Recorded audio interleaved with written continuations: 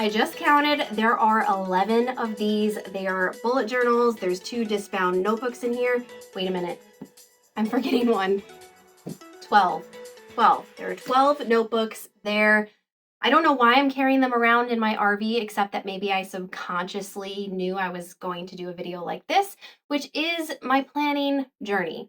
We are going to do a Taylor Swift-esque Eras tour of my journey throughout the years, starting when I first used a planner in junior high, all the way to what I use now and how that has changed and ebbed and flowed throughout the years. And I'm sharing this with you for 2 reasons. One is I want you to know that it's okay to change planners and planner systems even multiple times throughout the year if you need to. You do not want to squeeze yourself into a mold that is not working for you anymore. So if there is a friction point in any part of the tools you use or your workflows, it's really good to take a step back and think maybe I should be doing something different or bring in a different tool to use that would be better. The next reason is fairly simple. You do not know how something works until you try it and until you test it out. So you have to give yourself that space to explore, to know which planner or which planning system, maybe one tool or a combination of tools is going to work best for you. So this is a start of a 2-part series. I'm going to talk about my planning journey in this video. And then in the next video, we're going to dive deeper into the nitty-gritty of what you should look for in a planner based on your specific preferences. And I'm going to have a worksheet for you as well that you can fill out that will help direct you to the tool that maybe would be the best fit for you.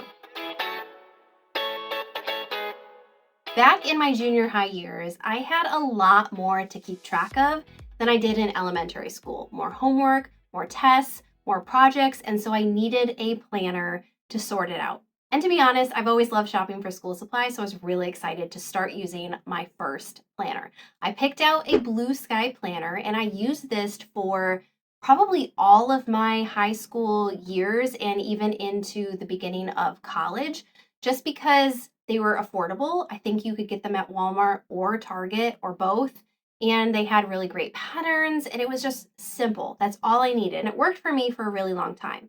And then after I got married, I started a blog, and I started blogging more professionally, and I had to keep track of blog posts and social media content and an email list, and there were other projects. I just needed something a lot more heavy duty. And so I went to the whole other end of the spectrum of the traditional planner market and bought a day designer, a daily layout day designer. That thing was so heavy. It was like a doorstop. I really couldn't take it around with me anywhere. It just stayed on my desk because it was so heavy. But I loved that it had, at least at first, I loved that it had a day on a page. It was very structured. It was beautiful. I felt like I had entered the cool girls club by upgrading my blue sky design planner to a day designer. It was also the most expensive planner I had ever purchased. After tax and shipping, it was, I think, around $70, which was a huge investment. It would be a huge investment for me now to spend that much on a planner, but I thought I was finally becoming part of the cool girls club. So excited to use it, and it did work for me for quite a while. But then about halfway through the year, I was skipping a lot more pages. Maybe there was a day I took off, so I didn't use the daily design at all, and that really bothered me. Or I didn't use the entire part of the page. There were sections that I just felt were unnecessary for me personally to keep track of. And so while I was still using it, in the back of my mind, I thought I'd be open for something else. When I saw bullet journals on Pinterest, I think that's where I saw it first, then on Instagram, I thought, how cool is this? It is a customized journal. And if you're not sure what it is, a bullet journal is taking a blank notebook. So just like one of these notebooks, it's completely blank inside. The pages are numbered, and you keep a little index in the front of what you have on each page. And then you can keep track of whatever you want. You could keep track of your month, week, day. You could have different lists and notes from things. I had a workout plan. I planned my meals. I planned projects. I had memory pages. I had pages of my favorite scriptures that I would write in. I took notes from books, and of course, all my events and tasks. But I didn't do that initially because I was really, I think it took about 3 months for me to fully dive in to the bullet journal because I thought this looks like it takes a lot of time. People were drawing legit, complicated, gorgeous layouts. I was not a doodler. I was not, like, I liked adding color and things, but I was not an artist by any means. And so it made me a little nervous that mine wouldn't look that good. And also, I wouldn't be able to keep up with it because I was basically creating each layout myself from scratch because I was starting from a blank page. But eventually, I dove in. And as you can see here, I've got so many bullet journals to prove it. This is probably my longest era ever. It started in 2016. So this was my first bullet journal. And I did not know if I was going to keep up with it. So I picked something that was really inexpensive from Amazon. It just had a grid design on it. And I just started using it. And I thought, if I don't like it after this, I can always go back. Let's see, when did I start at April? So maybe I had only used the Day Designer for 4 months. That's not halfway through the year because I started this in April 2016. And it has some gratitude in it. So this was my month that I drew out. And then I had each month was lined in a different washi tape. So I knew exactly what month it was. But what I loved about this was, one, it was so customizable. I literally did not have anything in it that I didn't want or need because I was making it myself. I also loved that on my daily views, if my Wednesday was really tiny, I didn't need a whole page for it. I could just do a quarter of the page. And then my Thursday was a little bit longer because I had some tasks and events and some notes. So it really fit in with my life at that time. And I did actually, like, even though it took me a longer time to plan, I enjoyed it. It started to become a creative outlet for me. And so when I was done with this, which this took me from April to July, I decided to invest in a Leuchtturm 1917 notebook. And if you are not familiar with these notebooks, this is like the darling of the bullet journal community. Everyone loves these notebooks. The pages are already pre-numbered. There is an index already in it for you. And it is just, it's a gorgeous notebook. By the way, if you are interested in learning about bullet journaling and the bullet journaling method, you can head to Ryder Carroll's bullet journal website. He is the founder and developer of the system. I also wrote a book about my approach to bullet journaling and some examples of pages that I've used and more of a helpful step-by-step guide. So I'll leave a link to that below as well. It's called Brain Book, Bullet Journaling, Your Way to a More Organized Life. And goodness, sometimes I still miss this era. Toward the end, I was noticing a lot of friction points when it came to drawing my own layouts. Kind of like I mentioned before, it took a lot of time. Plus, I was drawing the same layouts. I was figuring out and knowing what worked best for me. And because of that, I thought, why not create a printable design that had the layout structure already for me that I could use? And I did do that and print it out and put it in the bullet journal. But then I saw the Discbound notebook. And I thought this would be a much better fit for what I want than the bullet journal, but it would kind of combine the best of both worlds. So if you're not familiar with a Discbound notebook, you can get a front and back cover, and it is connected by a set of discs in various sizes. The larger the disc, the more paper you can fit in here. I have 3 of them. This one, let's see.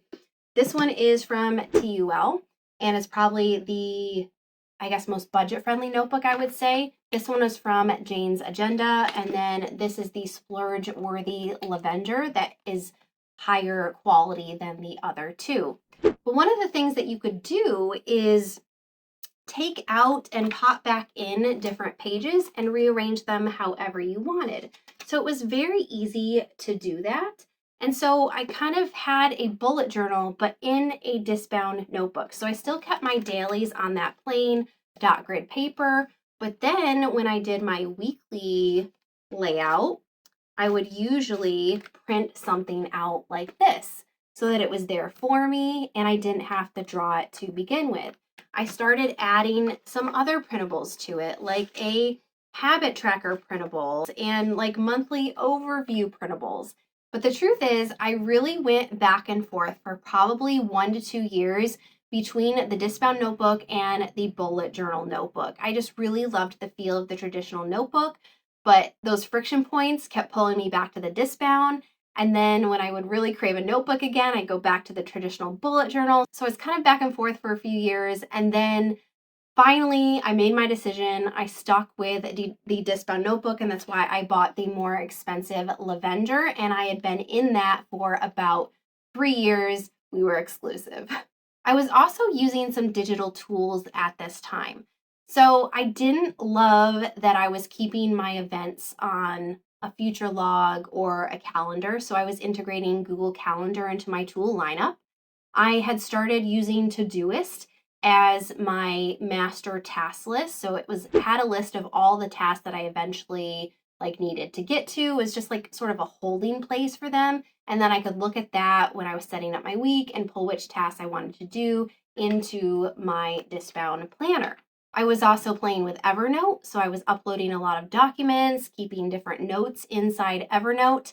And I think there was one more that I was using, Trello. Yes, I was using Trello for project management because as my blog started to grow, I started to hire more people to help me work on it with me, and we needed more of a collaborative tool to be able to work on projects. So I had a project planner in there and then also a content calendar in there as well. Then Notion came along and it changed the entire game because I was feeling, truthfully, a little bit scattered. I had my Discbound planner.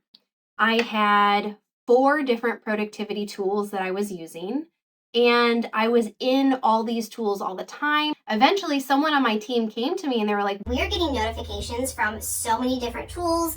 We don't know where to check. It's getting confusing." And so that sent me down the rabbit hole of finding a new solution, and that solution was Notion. I initially started using Notion for my business, and then it just grew into organizing things for my personal life, and I just started pulling more and more and more stuff into it. So it became my Notion era. I was loving Notion. I was still keeping my Discbound notebook with me, but I was using it for fewer things. Notion was doing more of the heavy lifting for me. I thought that maybe I could use Notion exclusively and move everything into Notion and not do paper planning tools at all. And so I did that for about 2 to 3 months, and it was really hard. For some reason, even though the tasks were there, they didn't feel real to me. And I was really struggling to have everything just be digital, especially when so much of my entire business was a digital online business. So I was just staring at the screen all the time. But I also didn't need all the bells and whistles and different pages in my Discbound notebook either. So what I did, actually, I need to go grab another notebook because I don't have it here. So call this notebook 13. I went back to the blank notebook again. This one is from Ashley Shelley. If you haven't checked out her planners and notebooks, they're gorgeous. She does such good high quality design work. And so I started using this notebook, but for nothing besides a daily task list and a few notes here and there and some memory keeping. Everything else was in Notion, but in this notebook, I could write down the day. I could write down what I needed to do that day. I could put a little sticker if I ran, a certain number of mileage. I could do washi tape. I could do a packing list if I needed to do one real quick. It just became more of a paper companion to my digital tool. And I really, truly adore this setup.